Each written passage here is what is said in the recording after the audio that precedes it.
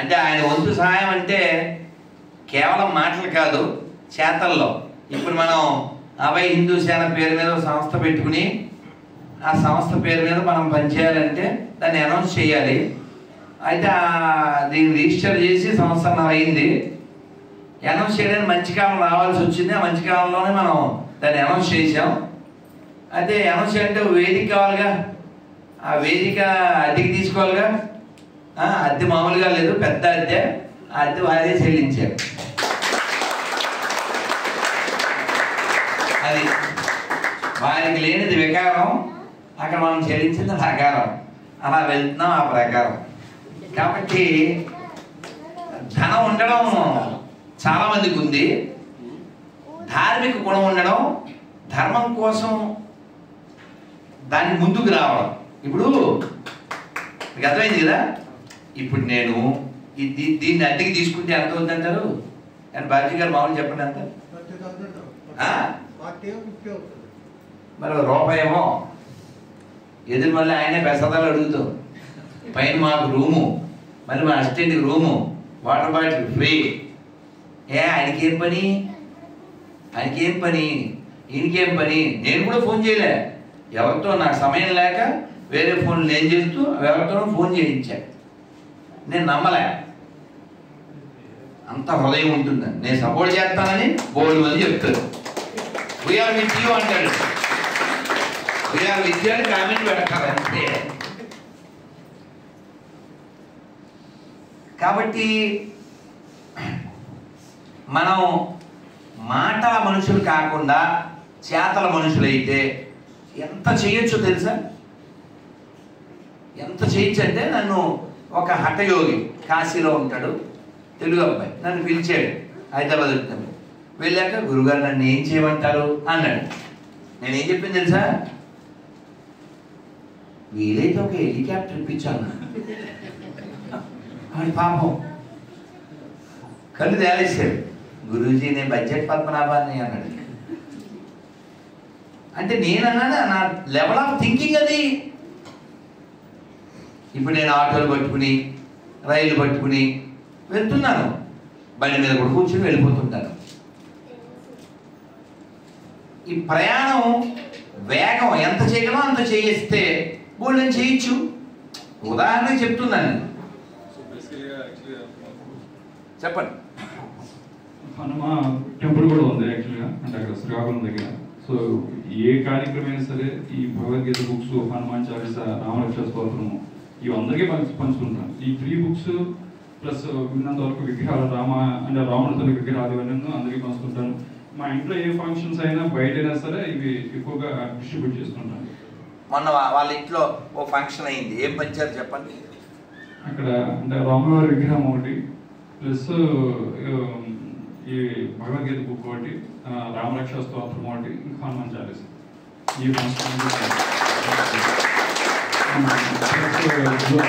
June 1 Hanuma పుట్టినరోజు అయింది. ఆ రోజు కూడా మొత్తం అందరికి, ఆ రోజు ఇచ్చిన వాళ్ళందరికీ పంపించాను, అందరికీ పంచాను.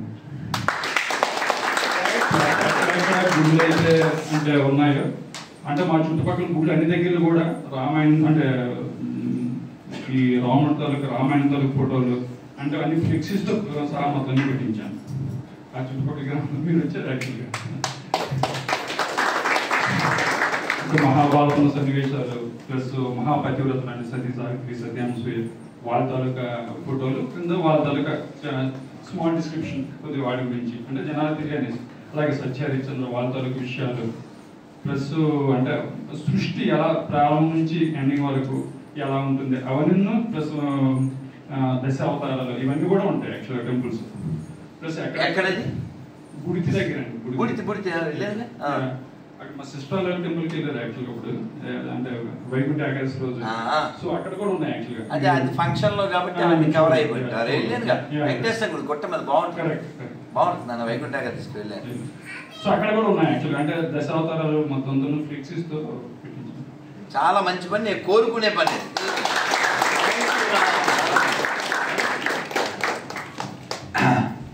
మీ అందరికీ విజ్ఞప్తి ఏమిటంటే, మనం మన టైటిల్ ఏం చేద్దాం అన్నది కదా, దేశం కోసం ధర్మం కోసం ఏం చేద్దాం, దాని మీద థింక్ చేయండి. మీరు నాకు సలహా ఇవ్వండి, మీరు పాటించండి, రెండు చేద్దాం. నా సలహా ఒకటి ఇస్తా మీకు తప్పనిసరి. ఈ మొక్క చెప్పేశాక మీరు మింగేయద్దు, అలా హోల్డ్ పెట్టి ఇది చెప్పేస్తాను, మీరు చెప్పేది చేతి కూడా వెళ్ళొస్తాం అని మర్చిపోకుండా ఉంటాను. మీకు ఏ గుడి దగ్గర మీకు అవకాశం కుదురుతుందో, ఇప్పుడు నిన్న మేము అనకాపల్లిలో ఒక ఇస్కాన్ టెంపుల్ ఓపెన్ అయింది, మనవాడే హరే కృష్ణ సత్సంగ మందిరం. లోపలికి వెళ్ళగానే ఏమున్నాయి గోడల మీద ఉద్దబులు, ఏమున్నాయి గోడల మీద? భగవద్గీత శ్లోకాలు, భాగవతం శ్లోకాలు తెలుగులో శ్లోకము, అర్థము, దాని నెంబర్ కూడా ఇచ్చారు. చదువుతాడుగా, అర్థాలు ఇచ్చినప్పుడు చదువుతాడుగా.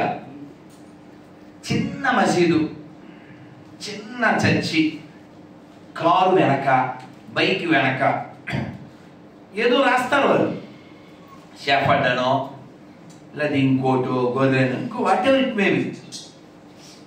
ఇప్పుడు ట్రాఫిక్ జామ్లో ఆగావు, ఆడు లైటు గ్రీన్ అయ్యే వరకు స్టీరింగ్ మీద ఎలా కొడుతుంటాం. ఆ ఎదర రాసి ఉంటుంది, ఏదో చదువుతున్నావుగా, నీకో పని లేదు, చదవాలి. ఒకవేళ నీ మైండ్ వీక్ ఉంటే అది క్యాప్చర్ చేస్తుందిగా. మరి ఎవడైనా భగవద్గీత రాశాడా? కారు వెనకాల భగవద్గీత పుట్టిన దేశం ఒక్కడు రాయడు. ఇక్కడ ఒక ఆయన రామచంద్ర గారు లాంగ్ ఏదో 3, 4, 5 ఏళ్ల క్రితం ఎప్పుడో నేను చెప్తే రాశారు. మీరు ఆచరిస్తే కారు ఉన్నవాళ్ళు, హిందుత్వ నిష్ట ఉన్నవాళ్ళు రాయండి, భగవద్గీత పిక్చర్ చిన్నది వేయండి, రాయండి. మా ఇంట్లో భగవద్గీత ఉంది, మీ ఇంట్లో ఉందా? Question mark.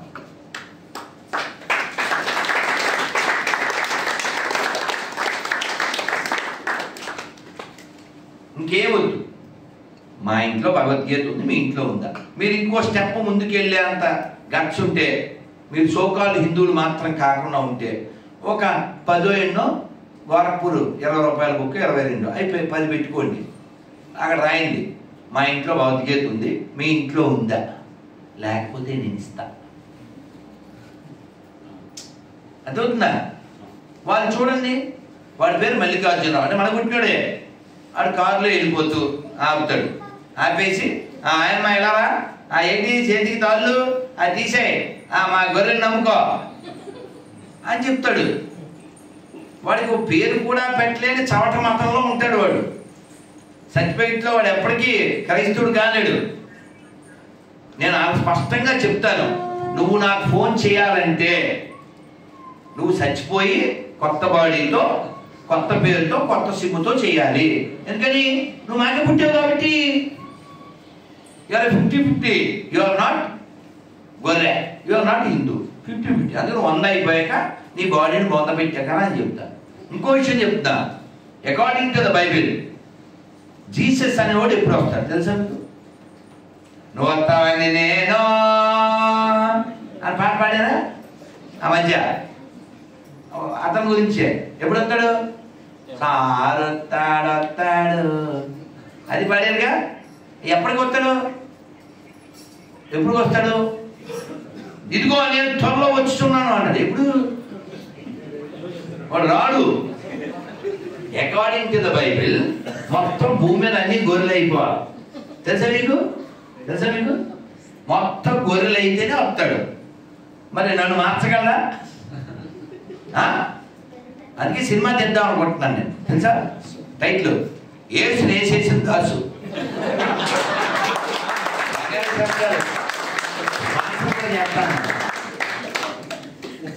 ఇప్పుడు అదేదో సినిమాలో డైలాగ్ ఉంది కదా, అసెంబ్లీ సీట్ కాదు కదా గేట్ కూడా దాటడం అని.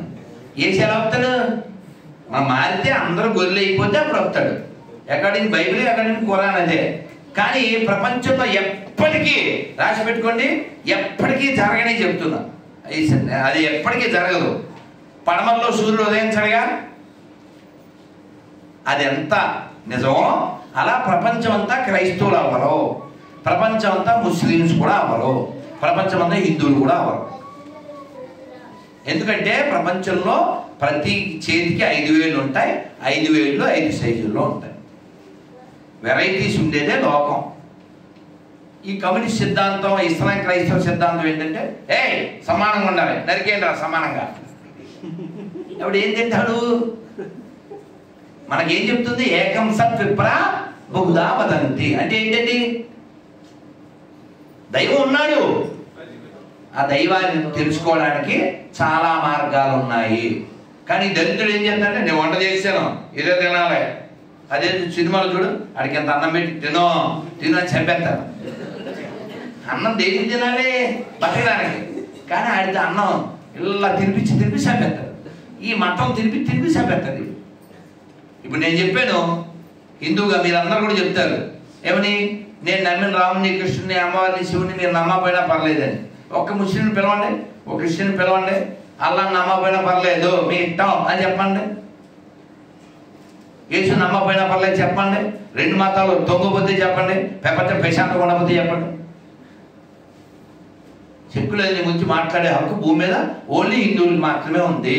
మానవత్వం గురించి మాట్లాడే హక్కు హిందువులు మాత్రమే ఉంది. జై శ్రీరామ్, భారతానికి జై. రాధాకృష్ణ గారు మాట్లాడతారు. మిగిలిన వాళ్ళు కొంచెం బ్యాలెన్స్ ఉన్నారు, అందరూ మాట్లాడేది. ఓ సలహా. హరే కృష్ణ. ఇక్కడ దేశం కోసం, ధర్మం కోసం వినండి. ఏం చేద్దాం?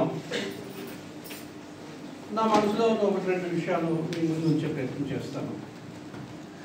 నేను గ్రామాల్లో పర్యటన చేస్తూ ఉంటాను. ఒక గ్రామానికి వెళితే అన్ని వీధులు తిరుగుతున్నాం. ఒక వీధికి వెళ్ళాలి. క్రిస్టియన్స్ అంటే అది ఆ వీధికి వెళ్ళక్కర్లేదండి అన్నారు. బాగా వినాలి, చాలా వ్యాలిడ్. అక్కడ ఎంతమంది క్రిస్టియన్లు ఉన్నారు? అందరూ క్రిస్టియన్లేనండి అన్నారు. వెళ్ళాం. మొత్తం 50 ఇళ్ళు ఉంటాయి. 4-5 ఇళ్ళు మాత్రమే క్రిస్టియన్స్ ఉన్నాయి. మన అలవాటు ఏంటంటే ఎస్సీ కాలనీకి క్రిస్టియన్ కాలనీ అని పేరు పెట్టేశాం. దయచేసి ఎస్సీలందరూ క్రిస్టియన్లు కాదు. మీకంటే నాకంటే కూడా హిందుత్వం మీద అభిమానం ఉన్నటువంటి భావనమైనటువంటి వ్యక్తులు మన ఎస్సీలు అనుకున్న వాళ్ళలో ఉన్నారు. మన పూర్వులు ఒక తప్పిదం చేశారు. మామూలుగా దూదేకుల కులం అని మనకి ఒక కులం ఉండేది. వాళ్ళు దూది ఏకి పరుగులు కుట్టి ఇచ్చేవారు. ఈ తురకాళ్ళు వచ్చిన తర్వాత వాళ్ళ భాషలో వాళ్ళని నూరు భాష అని పెట్టారు. వాళ్ళతో పాటుగా మనం భాష అని పిలిచి వాళ్ళని తురకాళ్ళు అన్నాం. మనం ఇప్పటికీ కూడా దూదేకుల వాళ్ళని అనం, దూదేకుల సాయిబు అంటాం. ఈ పేరు ఎవరు పెట్టామండి? మనం పెట్టాం. వాళ్ళని మీరు తురకాళ్ళు, మీరు సాయిబులు అని మనం వాళ్ళని దూరం చేసాం. కానీ వాళ్ళ సంగతి తెలిసిన, నేను కడప జిల్లాకి వెళ్ళాను. కడప జిల్లాలో బ్రహ్మంగారి మఠం అనే ఒక మండలం ఉన్నది. ఆ మండలంలో బ్రహ్మంగారి వారు ఎక్కడైతే వారి శరీరాన్ని సమాధి చేశారో ఆ ప్రదేశానికి వెళ్ళాను. అలాగే బ్రహ్మంగారి శిష్యుడైనటువంటి దూదేకుల సిద్ధయ్య గారు, మన ఫోటోల్లో ఆయనకి తురక టోపీ పెడతారు, కానీ ఆయన ఎప్పుడూ తురక టోపీ పెట్టుకోలేదు. ఆయన నికార్స్ అయినటువంటి హిందువు. ఆయన సమాధికి వెళ్ళాను. దూదేకుల సిద్ధయ్య గారి తర్వాత 8వ తరం పీఠాధిపతి అక్కడ ఉన్నాడు. ఆయన ఇప్పటికీ ఉన్నాడు. ఆ చుట్టుపక్కల ఉండేటటువంటి దూదేకుల వాళ్ళందరూ అక్కడికి వస్తారు. మిగతా హిందువులు కూడా వెళ్తారు. కానీ మన ఊర్లో ఉండే దూదేకుల వాడు మాత్రం దూదేకులు సాయిబు. ఈ రకంగా మనం పొమ్మన్నాం, వాళ్ళు రమ్మన్నారు. ఇప్పుడు వాళ్ళు హిందువులు కాదు, వాళ్ళు ముస్లింలు. ఇప్పుడు వాళ్ళని తిరిగి హిందువులుగా మార్చడానికి ఒక తపస్సు ధర్మ జాగరణ ద్వారా జరుగుతుంది. ఇది సామాన్యమైనది కాదు. దయచేసి ఇకనైనా దూదేకుల కులం వాళ్ళు హిందువుల్లో భాగము. వాళ్ళకి ఒక ఆదర్శ పురుషుడు, ఒక గురువు దూదేకులు సిద్ధయ్య గారు. వాళ్ళని మన తోటి హిందువులుగా వాళ్ళని గౌరవిద్దాం, గుర్తిద్దాం. అలాగే ఇందాక స్వామివారు చెప్పారు, ఈ మాంసం అమ్మేవాళ్ళు ఎబటాయర్స్ అంటారు. ఇప్పుడు ఈ యాంత్రిక వధశాలలు ఇవన్నీ గత ప్రభుత్వము మన్మోహన్ సింగ్ గారి పాలనలో తురక కంపెనీలకి అమ్మేశారు. జిల్లాకి 1-2 చొప్పులు ఉన్నాయి. ఇవన్నీ తురకాల చేతుల్లో ఉన్నాయి. తద్వారా హిందువులకి ఉద్యోగం లేకుండా పోయినాయి. దాంట్లో పనిచేసే వాళ్ళందరూ వాళ్ళే. ముందుగా అనుకున్న అమ్మవారికి బలి ఇచ్చేటటువంటి వాడు త్వరగాడే వస్తున్నాడు. ఇంతకుముందు హిందువులు ఉండేవారుగా, వాళ్ళు ఏమైపోయారు? వాళ్ళని మనం గుర్తించడం లేదు. ఈ రకంగా సాటి హిందువుని ఆ కులం చేసే వాళ్ళని గుర్తించి వాళ్ళని బ్రతకనిద్దాం. దేశం కోసం, ధర్మం కోసం ఈ మాత్రం చేద్దాం. మరొక విషయం, మనం విడిపోయాం కులాల పేరుగా అనుకుంటున్నాం. సరే, ఒప్పుకుందాం. ప్రపంచంలో యూరోప్ ఖండం అంతా క్రైస్తవులే ఉన్నారు. అమెరికా ఖండం అంతా క్రైస్తవులు ఉన్నారు. ఆస్ట్రేలియా ఖండం అంతా క్రైస్తవులే ఉన్నారు. కానీ ఒక దేశం కాదు అది. యూరోప్ ఖండం అంతా ఒక దేశం కాదు, అమెరికా ఖండం అంతా ఒక దేశం కాదు, ఆస్ట్రేలియా ఖండం అంతా ఒక దేశం కాదు. సుమారు 56 ఇంకా ఎక్కువ దేశాలకి విడిపోయాయి. మన విశాఖపట్నం కంటే చిన్న ప్రాంతాలు కూడా ఒక దేశమే. అక్కడ పట్టుమని 1 కోటి మంది జనాభా కూడా ఉండరు. అవి దేశాలు బాగానే ఉన్నాయి. ఆ దేశానికి పక్కన ఉన్నటువంటి దేశానికి పడి చావదు. ఫ్రాన్స్ క్రిస్టియన్ దేశం, ఇంగ్లాండ్ క్రిస్టియన్ దేశం. ఆ రెండింటికి నిన్న మొన్నటి వరకు సముద్రంలో కూడా కొడుకు తెచ్చాడు. అంటే మతం అనేది మనుషుల్ని కలపలేదు. అలాగే మనకి మిడిల్ ఈస్ట్ ఉంది, ఇస్లాం పుట్టింది, పెరిగింది. ఇప్పటికీ ఇరాను, ఇరాక్, ఏవో దేశాలు అన్నీ ఉన్నాయి. కానీ ఒక దేశం అంటే ఒక దేశం పడదు. చెప్పాను, షియా అంటే సున్నీకి పడదు, వీళ్ళిద్దరికి మరొకటి పడదు. మహమ్మదీయ వీళ్ళు కొట్టుకు చేస్తారు. మనం అనుకుంటున్నాం మనమే కులాలు ఉన్నాయని. మనకంటే ఎక్కువగా విడిపోయినటువంటి సమాజాలు ఇస్లాంలోని, క్రిస్టియన్లో ఉన్నాయి. వీడు వెళ్ళినటువంటి చర్చికి వాడు వెళ్ళడు, వీడు వెళ్ళినటువంటి మసీదుకి వాడు వెళ్ళడు. అంచేత ఏ దేశం కూడా వాళ్ళు పట్టుమని మన దేశంలో ఉన్నట్టుగా వాళ్ళు బతకలేరు. మన అదృష్టం ప్రపంచంలో ఎక్కడా లేదు. 140 కోట్ల మంది ప్రజలు ఒకే దేశంలో, ఈ కన్యాకుమారి నాది, ఈ కాశ్మీర్ నాది, ఈ సోమనాథన్ నాది, ఈ కాళీమాత నాది, ఈ హిమాలయాలు నావి, ఈ వింధ్య పర్వతాలు నావి, ఈ తిరుపతి నాది, ఈ జగన్నాథం నాది అనుకొని ఈ దేశంలో ఉండే అణువణువుతో తాదాత్మ్యం చెందుతూ గుండెల మీద చేయి వేసుకొని హాయిగా బ్రతికేటటువంటి 140 కోట్ల మంది ఒకే దేశంలో ఉండడం అనేది ప్రపంచ చరిత్రలో ఎక్కడా లేదు. అది భారతదేశంలో జరిగింది. ఎందుకు జరిగింది అంటే హిందూ ధర్మాన్ని ఆశ్రయించిన వాళ్ళు, అనుసరించిన వాళ్ళు అధిక సంఖ్యాకులో ఉండడం వల్ల మాత్రమే 140 కోట్ల మంది ఒకే దేశంలో ఉండగలుగుతున్నాము. ఎప్పుడైతే ఈ దేశంలో మతం ప్రవేశిస్తుందో, మతం వల్ల నా తల్లి దేహాన్ని ముక్కలు చేశారు. పాకిస్తాన్ అయింది, బంగ్లాదేశ్ అయింది, అంతకుముందు మరో ముక్కలు అయ్యాయి. మళ్ళీ మతం పెరుగుతూ ఉంటే ఈ దేశం ముక్కలుగా అయిపోతుంది. నా తల్లి మళ్ళీ ముక్కలు అవుతుంది. అందువల్ల ఈరోజు ఈ మత మార్పిడిని ఎక్కడికక్కడ అడ్డుకట్ట వేసి దాన్ని అడ్డుకోవలసిన అవసరం ఉన్నది. కానీ హిందువు పక్కింటి వాళ్ళు మతం మారిపోతుంటే నాకే అంటున్నాడు. ఈరోజు నా ఇంట్లో కూడా ప్రవేశిస్తుంది. ఈ సత్యాన్ని తెలుసుకొని ఇది ఎవరో ఏదో సంస్థ వాళ్ళు చేయాలి, స్వామివారు చేయాలి, లేదా ఆశ్రమం వాడు చేయాలి అనేటటువంటి భ్రాంతి వద్దు.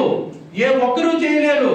నువ్వు, నేను, మనం అందరం కలిసి ప్రతి క్షణం కూడా ఈ మత మార్పిడి భూతాన్ని ఎదుర్కోవడానికి సిద్ధపడాలి.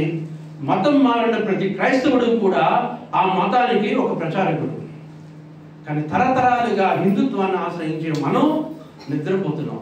ఈ నిద్ర నుండి మేల్కొందాం, మన జాతిని రక్షించుకుందాం, హిందువుగా ఉందాం. హిందువుగా మన అందరం ఉండడానికి ప్రయత్నం చేద్దాము. ఆ ప్రయత్నంతో మన పూర్వీకుల యొక్క రుణాన్ని తీర్చుకుందాం. ఇది పితృ రుణం. మన తల్లిని రక్షించుకుందాం. జై హింద్. భారత్ మాతా కీ భారత్ మాతా కీ.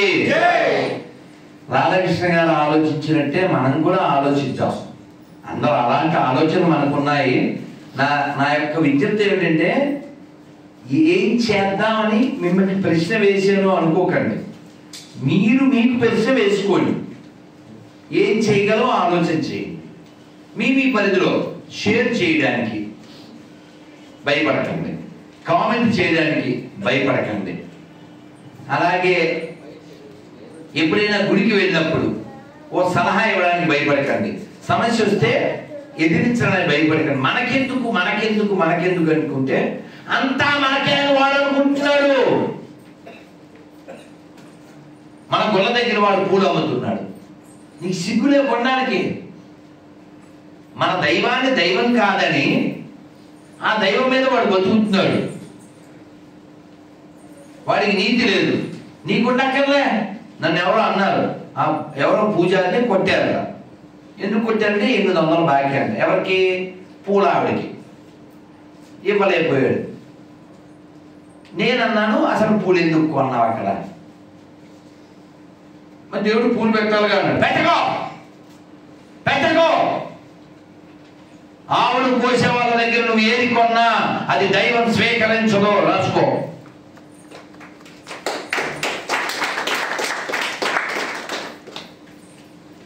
అందుకని గొప్ప పుష్పాలు ఉన్నాయి. అహింసా ప్రథమం పుష్పం పుష్పమింద్రే నిగ్రహం. మా చిన్నప్పుడు నేర్చుకున్నాం. వచ్చే ఎవరికైనా శ్లోకం రాకపోతే నేర్చుకోండి, నేర్పండి. హిందూ ధర్మం అంటే ఏంటి, సనాతన ధర్మం అంటే ఏంటి, ఈ ఫస్ట్ లైన్తో చెప్పచ్చు. అహింసా ప్రథమం పుష్పం. అహింస అనే పదం వాడడానికి సరిపోతారా ఇస్లాం క్రైస్తవంలో? జీవహింస మహాపాపం మనం చెప్పగలం. చెప్పని చూద్దాం. నిన్న ఎవరో గొర్రె ఫోన్ చేశారు మొన్న 3 రోజుల క్రితం. ఏమంటాడు? జీవుడికి ఆత్మ ఉండదు, మిగిలిన వాళ్ళు మనుషులకే ఉంటుంది. వీడు తినేయడానికి, వీడు తినేయాలి కదా. ఆడవాళ్ళకి ఉండదండి ఆత్మ. సారీ, వాళ్ళు చెప్తారు ఆడవాళ్ళకి ఆత్మ లేదంటారు. మరి ఆత్మ లేకుండా ఇంకో ఆత్మ ఎలా పుట్టిస్తుంది? ఆడదానికి ఆత్మ లేదు, మరి ఆవిడలో నుంచి ఇంకా ఆత్మ కలిగిన ఇంకో ప్రాణం ఎలా అవుతుంది? అంటే ఎంత చవట పుస్తకాలు అర్థం చేసుకోండి, ఎంత పనికిమాల పుస్తకాలు అవి. ఆత్మతత్వం అంటే ఏంటి? రంతిదేవుడు 47 రోజులేమో ఉపవాసం ఉన్నాడు. నాకు చిన్నప్పుడు మా స్కూల్లో వచ్చింది పాట. విష్ణుమూర్తి ఒక వేషంలో, ఇంద్రుడు వేషంలో వచ్చి ఆయన తిందాం అనుకున్నాం, అన్నీ పట్టిపోయారు. నీళ్లు తాగుదామని అలా ఎత్తుకునేసరికి శివుడు 4 కుక్కలను వేసుకుని వచ్చాడు చండాల రూపంలో. నాకు బాగా గుర్తు. 40 ఏళ్ళు అయింది. హీనపక్షం 35 ఏళ్ళు అవుతుంది. ఆయన ఏమన్నా పెట్టండి అని అడిగితే, స్వామి కొన్ని మధురాంబువులు ఉన్నవి, అన్నము లేదు కొన్ని మధురాంబువులు ఉన్నవి, రావన్న. నాకు అదొక్కటి పట్టుకుంది. ఇది మొత్తం చిన్నప్పుడుదండి. అప్పుడు ఎక్కబట్టేగా అన్నము లేదు. ఇంకో రెండోది అన్నము లేవు కొన్ని మధురాంబువులు ఉన్నవి, త్రవ్వమన్న రావన్న.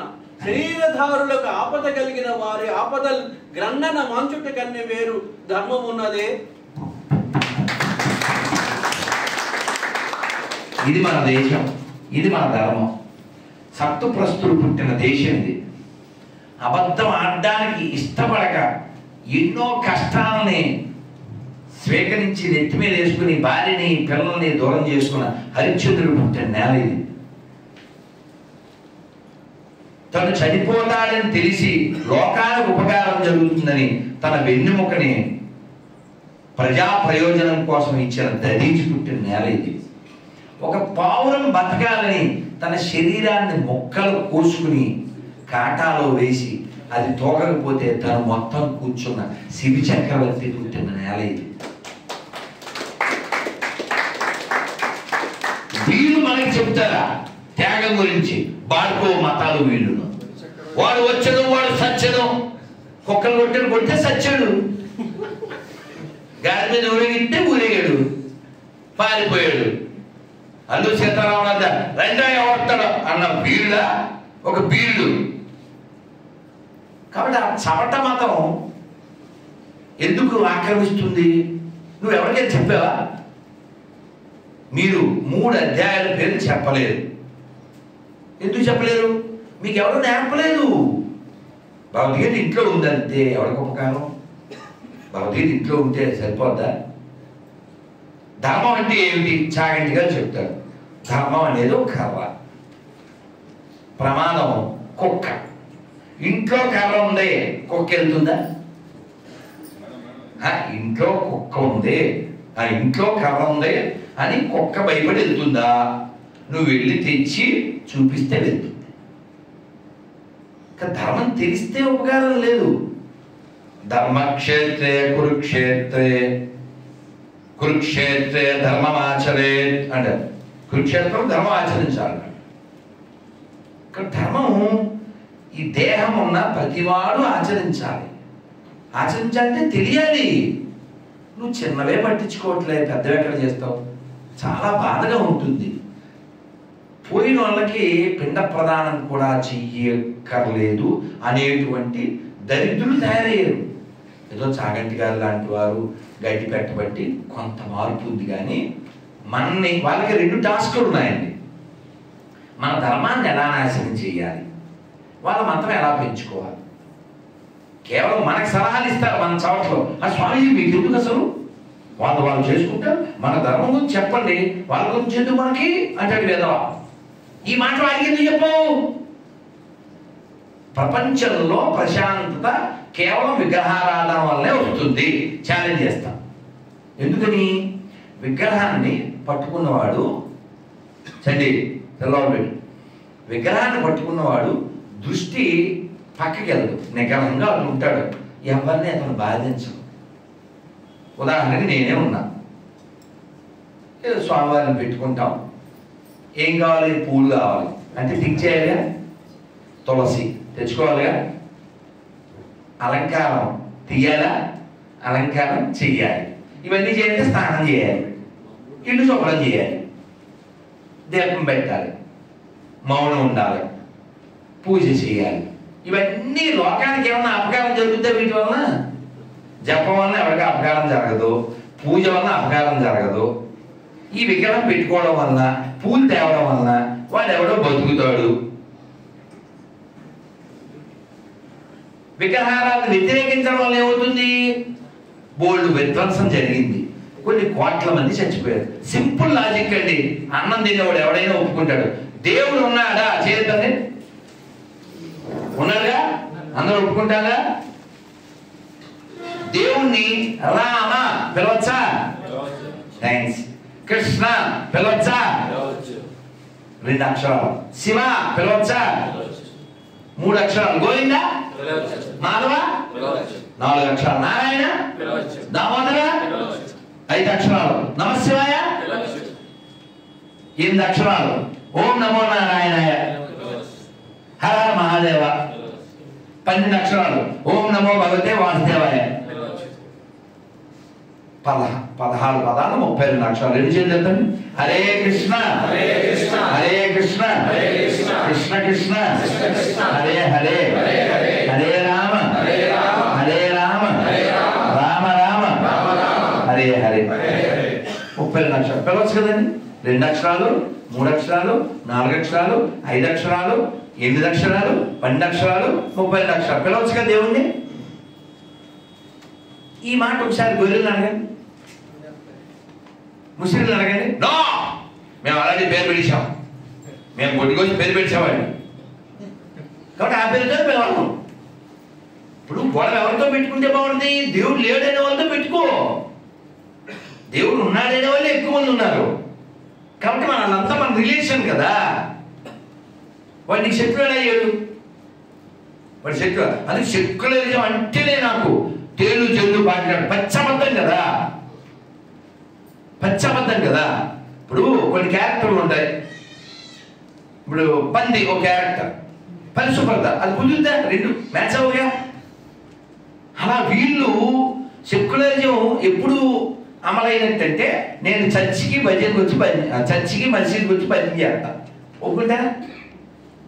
వాళ్ళు వీడు ఒప్పిస్తారు ఈ చవట. సెక్యులరిజం ఉన్నాడుగా. ఇప్పుడు ఎక్కడో బాంబేలో గణపతి ఉత్సవాలు జరుగుతున్నాయి, వాన వచ్చేస్తుంది, ముస్లిం టైం అయింది, అందుకని నమాజ్కి ప్లేస్ ఇచ్చారు. చూసారా, సోదరుల వల్లే కలిసి ఉన్నారు. చప్పట్లో పర్లేదు అమ్మాయి పర్లేదు, నేను జోక్ చెప్తాను తర్వాత. మనవాళ్ళు అమాయకులు, మంచోళ్ళు, తెలకైతారు, డోంట్ వరీ. ఓకే, ఇప్పుడు ఆ గణపతి పండాల్లో వీళ్ళు నమాజ్ చేసుకున్నారు. మరి మసీదులో ఎప్పుడైనా గణపతి ఉత్సవం చేద్దాం అవుదా? గణపతి విగ్రహం పెట్టాం అవుదా? మరి వన్ సైడ్ ఎందుకు? బేవకేకే తెలుగు ట్రాన్స్లేషన్ మీరే చేసుకుంటారు. అయ్యి వన్ సైడ్ ఎందుకు మాకు? ఏ ముస్లింతో ఇప్పుడు ఫెస్టివల్ బ్లడ్లెస్ ఈద్ ఒక్క ముస్లింతో చెప్పించండి. మన ఎదవలు ఎంతమంది చెప్తారు మనకి వినాయక చవితి ఏంటి, ఐడిల్లెస్ వినాయక చవితి, వాటర్లెస్ హోలీ, క్రాకర్లెస్ దివాలి. మనకి సలహా ఇచ్చే ఎదవ మన ఎదవే. నేను ఓ ముస్లిం పాలమూరు జిల్లాలో నేను 700 మట్టి వినాయకులు పంచిపెట్టాను. అబ్బా సెక్యులరిజం ఎంత గొప్పదో. మనవాడు సంబరపడిపోయి శాలువలేసి కౌలించేసుకుంటాడు. ఛాన్స్ వస్తే చాలు సెక్యులరిస్ట్ అయిపోవడానికి ఎంత వెయిట్ చేస్తాడు ఎదవా నపుంసక. మరి అదే 700 విగ్రహాలు పంచిపెట్టే ముస్లిము ఎందుకండి బక్రీద్ పేరు చెప్పి వాటి గొంతులు కోస్తారో? తప్పు కదా అని చెప్పిన ఓ ముస్లిం చూపిస్తే నేను శాలువాలు కప్పుతాను అవుతా. అందుకని మనకెవడో పాఠాలు చెప్పడానికి సరిపోడు. ఈ భూమి మీద ఎవరితో చెప్పించుకునే దరిద్రపు స్థితి హిందువులకి లేదు. ఎందుకంటే ప్రపంచం అంతా ఒక కుటుంబం అని మనం చెప్పగలం. మనం నమ్మింది ఇతరులు నమ్మకపోయినా పర్వాలేదు, వారి వ్యక్తిగత ఇష్టం, వారికి స్వేచ్ఛ ఉందని మనం చెప్పగలం. వారిని చెప్పని చూద్దాం. అందుకని ఆ భ్రమలు ఏమన్నా ఉంటే బయటకు వచ్చి భారత్ మాతాకి, భారత్ మాతాకి చకచక పేరు చెప్పేస్తే మనం క్లోజ్ చేసేద్దాం. లేట్ అయిపోతే పొద్దున్న నేను లేవాలి, మీరు ఇంటికి వెళ్ళాలి. ఎవరెవరు ఉన్నారో ప్రసాదించేస్తాం, వెళ్ళిపోతుంది. పరిచయమే, నో ఉపన్యాసం. చకచక జస్ట్ రండి ప్లీజ్.